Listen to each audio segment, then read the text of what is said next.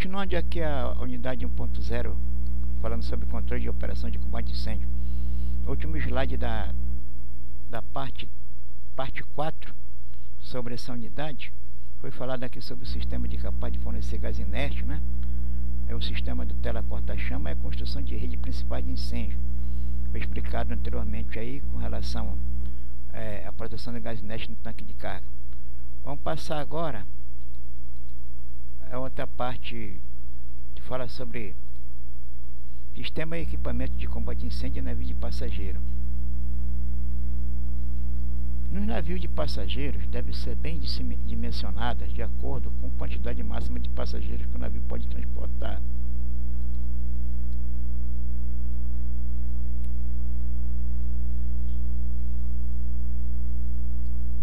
A quantidade suficiente e a distribuição eficiente de acordo com a regra 2 do SOLAS 74.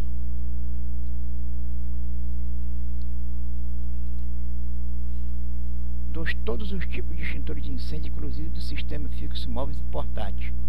Quer dizer, o navio de passageiro deve ser bem dimensionado de acordo com a quantidade máxima de passageiro.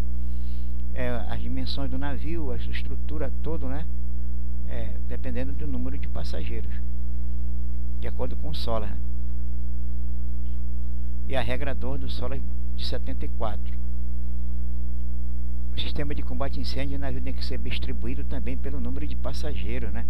Quantidade de camarote, todo, a dimensão do navio.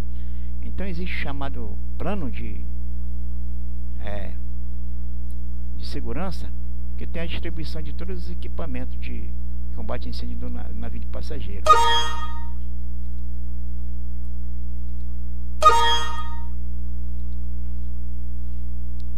De todos os tipos de navios extintores de incêndio, incluindo sistema fixo, móveis e portátil. 2 hidrantes e mangotes. Essa regra aqui, ela trata de todo o material que é colocado no navio, a exigência de acordo com o tipo de navio, né? Navio de passageiro.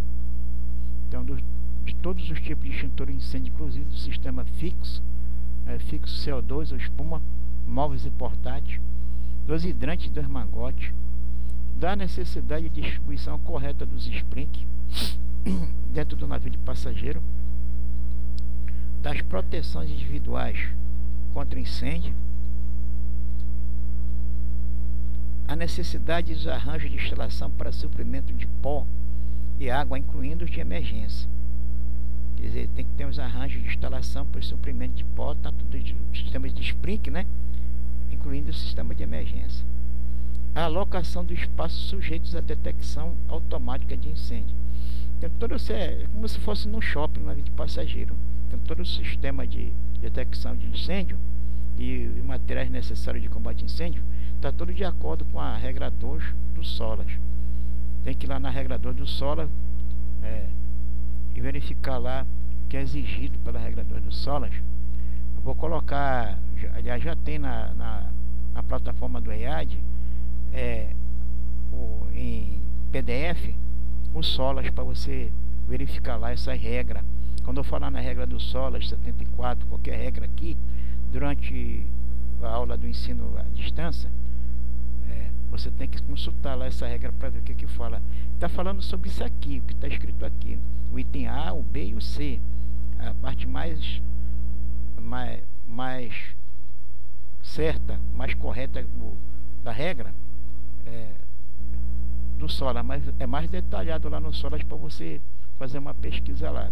Eu vou fazer pergunta lá sobre essa regra aqui, lá no fórum, né? No fórum lá no EAD. E a parte D, que é a instalação de controle de emergência. Aqui nessa parte aqui, né?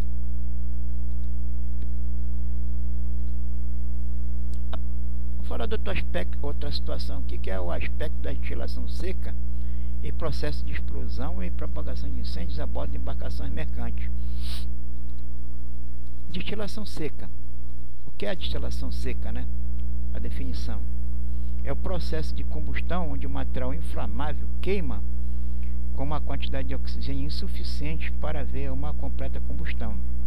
Isso é quase como se fosse um quadrilátero do fogo, que existe a aquela interação entre o material combustível e o comburente, quer dizer, o oxigênio e o material combustível, e acaba tendo a inflamabilidade devido a essa troca de efeito físico e químico durante o calor, e provocando essa combustão. Essa é chamada de destilação seca. Um exemplo de destilação seca é a queima do carvão. O carvão queima devido a essas condições de operação de reação química entre o combustível e o comburente. A sequência de eventos que exemplificam os perigos de uma destilação seca são: há um incêndio em um compartimento fechado. Quer dizer, o compartimento fechado tem pouco oxigênio, né? Tem oxigênio suficiente para ver a combustão, mas à medida que o fogo vai sendo feito dentro desse compartimento, vai diminuindo a quantidade de oxigênio, mas a própria reação química vai proliferando o oxigênio para continuar o incêndio. Então é isso que se fala aqui da destilação seca. É uma material inflamável que queima com a quantidade de oxigênio suficiente para haver completa combustão, porque ele produz o próprio oxigênio durante a situação de reação química dentro da própria combustão, entendeu? Então por isso que o compartimento fechado ele produz uma queima nessa situação de oxigênio insuficiente. Por insuficiência de oxigênio nesse ambiente, certos materiais ali existentes se aquecem, se inflamam, mas não queimam completamente, mas produz a reação química, né? A súbita abertura de um acesso a esse compartimento, nessas condições, introduz um suprimento de ar. Quer dizer, é perigo você estar nesse compartimento de incêndio fechado, onde tem pouco oxigênio, e tem a produção de um incêndio, uma inflamabilidade, uma combustão, que o oxigênio vai se tornando insuficiente, que qualquer abertura de qualquer porta desse compartimento vai causar uma explosividade, uma explosão. E que vai acontecer o tal do flashover, né? O flashover, que é a combustão espontânea, quando se abre uma porta e entra oxigênio. Aí dá um flashover e a explosão depois. Destilação seca. O resultado da súbita introdução desse ar é um flash, chamado de flashover, direcionado exatamente para o acesso que foi aberto. Quer dizer, quando você abrir a porta, entrar oxigênio no compartimento que está pegando fogo, com pouco oxigênio, como eu injetei mais oxigênio no ambiente, então esse incêndio vai ter um flash, quer dizer, uma explosão na direção da porta que você foi abrir. Então a explosão é em cima de você. Então é o maior perigo você abrir uma porta no compartimento que está fechado. Então vai haver um flashover, uma explosão, e vai atingir a pessoa que estiver abrindo essa porta. O bombeiro, o que é que ele faz quando ele vai entrar no compartimento desse que está totalmente fechado, numa casa, está pegando fogo? Ele não abre a porta logo de frente, ele abre a porta lateralmente, ele fica de lado e vai abrindo devagar a porta, enquanto que os outros bombeiros vão resfriando essa entrada dessa porta, que ele vai injetando a água, né? Porque o oxigênio está entrando, mas a água está entrando junto, e vai resfriando o ambiente para evitar o flashover. Porque se ele abrir a porta de uma vez, vai haver o flashover. A pessoa que produziu a abertura e que tentava adentrar o compartimento poderá ser queimada pela chama súbita do flashover, né? A menos que esteja protegida. Se ela estiver protegida com roupa de bombeiro, por isso que existe a roupa de bombeiro. A roupa de bombeiro é para isso.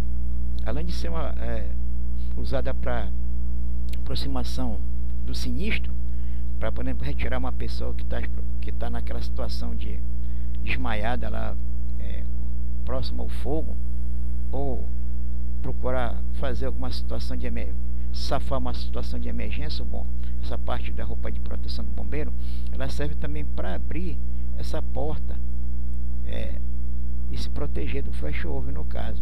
É claro que o bombeiro não vai chegar lá, mesmo com a roupa de bombeiro, abrir a porta na frente dele, porque a explosão vai jogar de longe, pode acontecer coisa pior. Então ele vai abrir de lado é claro, com toda aquela proteção de outros bombeiros jogando água lá para dentro da abertura da porta, né? Para poder abrir a porta totalmente, para poder ser jogada água para poder resfriar o compartimento. Os perigos da destilação seca podem ser minimizados através do resfriamento externo do compartimento fechado, está incendiando com mangueiras e muita água. Quer dizer, um apartamento que esteja pegando fogo, os quartos do apartamento, desse compartimento é resfriado por fora, as portas, tudo, até atingir uma temperatura tal de resfriamento que se possa abrir a porta e jogar água dentro do compartimento. Da entrada no compartimento em posição abaixada, protegido por uma cortina de água produzida por esguincho. Quer dizer, você pode também se agachar, com a roupa de bombeiro, é claro, né? E protegido pela cortina de água produzida pelos esguinchos. Direcionando o jato sólido para o teto do compartimento em chama. Quer dizer, os bombeiros, quando entrarem no compartimento, esteja pegando fogo, tem essa parte de pouco oxigênio, a abertura da porta vai aumentar o incêndio, ele direciona o jato para o teto do compartimento, porque vai virar tipo um chuveiro. Quando a água bater no teto, vai espalhar e também vai diminuir a temperatura dos gases, porque o fogo, quando começa, os gases sobem e a chama existe o flash-over dos gases também. Quando você abre a porta, os gases que estão no teto do compartimento, eles pegam fogo. Quando você abre a porta, ele explode, pega mais fogo ainda. Aí por isso que ele joga o jato sólido no teto, para diminuir a temperatura dos gases que estão subindo para o teto, para evitar o flash-over. É pelo motivo acima exposto que a inadvertida, inoportuna e precipitada ação de entrar em compartimento fechado, quando observado que ali há fumaça, sem as devidas providências descritas acima, e total e enfaticamente desaconselhada. Quer dizer, você não deve entrar no compartimento quando esteja todo fechado e muitos gases, né, dentro do compartimento, que vai poder haver o tal do flash-over lá.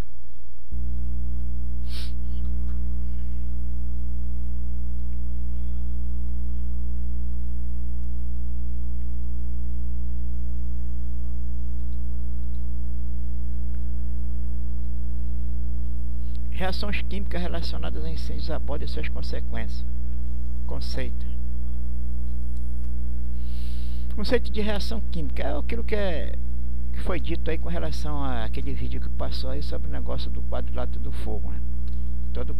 Toda reação química provoca o quadrilátero do fogo, devido à produção de efeitos químicos, né, e físicos, na presença de oxigênio de um material combustível. Conceito: reação química é o efeito causado quando certa substância reagente, na presença de outras também reagentes, produz substância ou substâncias produtos com a característica química, física e organolépticas. Eu vi aqui porque depois eu vou botar para vocês aí, que não está saindo aqui no nosso link, não sei porquê, aconteceu alguma coisa aí, porque eu devo ter apagado lá o outro diretório que tinha. Vou colocar no slide, vou passar lá no coisa essa definição dessa substância aqui, essa palavra aqui: física e organolépticas, diferente daquelas que as originaram, sem a possibilidade dos produtos voltarem às condições anteriores de reagentes. Certas reações químicas podem ser produzidas pelo efeito da adição a uma substância química de calor, de água, de vapor, de espuma, de CO2, até mesmo de areia.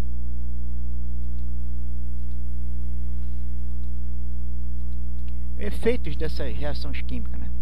Entre os mais diversos efeitos produzidos por uma reação química são a produção de gás inflamável, quer dizer, a substância incompatível com outra, próxima da outra, que se juntam, forma essa reação química e produz gás, o que acontece muito nos navios petroleiros, na produção de gás devido às substâncias diferentes, né? Ou do próprio petróleo, né, que tem várias substâncias, produz aquela quantidade de gás dentro do tanque. essa produção de gás inflamável provoca a situação de explosão. A combustão espontânea também do material,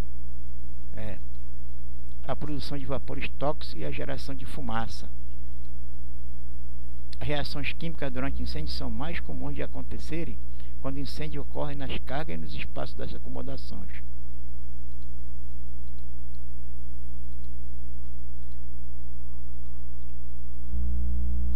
Alguns exemplos de reação química que causam aumento às proporções do incêndio incluem a produção de acetileno quando o carbonato de cálcio entra em contato com a água. Quer dizer, esse produto aqui entra em contato com a água, aí produz uma reação química que produz os gases. A decomposição do vapor quando este é aplicado à combustão de carvão, uma reação química também. A produção de hidrogênio quando a redução direta de ferro, direct reduced fire, ocorre do contato com a água. A oxidação de certas cargas, tais como fertilizante, sustenta o fogo até mesmo quando este está sob a ação de um agente extintor. Quer dizer, aqui já é o efeito do quadrilátero do fogo, né, devido à reação química. A combustão espontânea como a de fósforo quando sua embalagem está variada. O autoaquecimento como acontece com certos grãos quando estão úmidos. No caso dos grãos aí, soja aí, etc. Aí. Ou a pimenta do reino, né? Também tem combustão espontânea aí quando está uma situação de umidade. E se esse navio graneleiro que carrega esse tipo de produto tem que ter os tanques hermeticamente fechados. E são feitos testes na parte superior do tanque com jato de água de mangueira de incêndio, para ver se não está dando passagem para dentro do tanque água. Porque se o navio pegar mau tempo, estiver carregando esse tipo de grão, quando estão úmido, provoca um problema de reação química e emanação de gases explosivos. E essas escotilhas do tanque, os tanques estão dando passagem de água, as borrachas de vedação dos navios graneleiros, pegando mau tempo, com certeza pode ter durante a viagem, o navio pegando mau tempo, ocasionar um incêndio no porão do navio lá, por causa da passagem de água que está tendo lá nas borrachas de vedação dos tanques aliás, dos porões do navio graneleiro, né? Então tem que ser feito um teste com água no estaleiro. O pessoal faz um teste, acompanhava no estaleiro como é que faz o teste. Existem dois tipos de teste que ele faz no estaleiro para ver se o porão estão hermeticamente vedados, né? Os porões desses navios graneleiros, que eu trabalhei em navio graneleiro e fui para o estaleiro várias vezes com esse tipo de navio. Aí eu aprendi lá como é que se faz esses testes lá. É simples. Ele passa um dos testes, por exemplo, na tampa do porão, parte superior, na parte interna, onde passa uma canaleta, tem as borrachas de vedação, todo porão, borracha de vedação de todo porão. Se fosse na porta de combate, incêndio, tem aquela borracha de vedação, porta de geladeira não tem uma borracha de vedação, então no porão também tem aquela borrachona grande e tal, embaixo do porão assim e tal, da tampa. Eles levantam a tampa, né? Aí vê a borracha de vedação, se não estão muito ruim. Aí depois eles passam, abre o porão, passa em toda a parte que eles chamam de aquela canaleta que fica ao redor da tampa do porão, passa o giz. Eles passam o giz. O giz mesmo, esse que a gente escreve na lousa aí e tal. Tá com o giz em todinho lá. Aí depois eles fecham o porão. Aí eles, quando fecha o porão, aí eles travam o porão com as partes de travamento do porão. Aí depois que eles travam, faz a pressão da tampa do porão, aí eles destravam, depois abre o porão, mas vê se o giz não está em toda a borracha de vedação do porão. A parte que não está com giz é onde está dando passagem da água. Quer dizer, quando arreia a tampa, vai pressionar o giz. Aí vai marcar o giz na parte da borracha. Aí quando você levanta a tampa do porão, você vê. Onde tiver falha no giz aí é porque está dando é onde tem um vazamento da água lá. Aí eles trocam aquela borracha lá daquela área ali, onde está dando a passagem. Outro método de ver isso também é através de, por exemplo, você fecha o porão todo, passa aí as travas no porão todo, que o porão tem aquelas travas, né? Todo o porão do navio. Aí injeto água lá com a mangueira de incêndio em cima do porão. Depois eles abrem o porão, aí vão ver se estiver úmido, a parte de dentro da tampa do porão, a umidade onde tem as borrachas, estiver úmida, é porque está dando passagem da água lá. Esse é outro método também, esses dois métodos que eu aprendi no estaleiro lá. A produção de metano no carvão, quando mesmo atinge níveis perigosos de restrição na ventilação.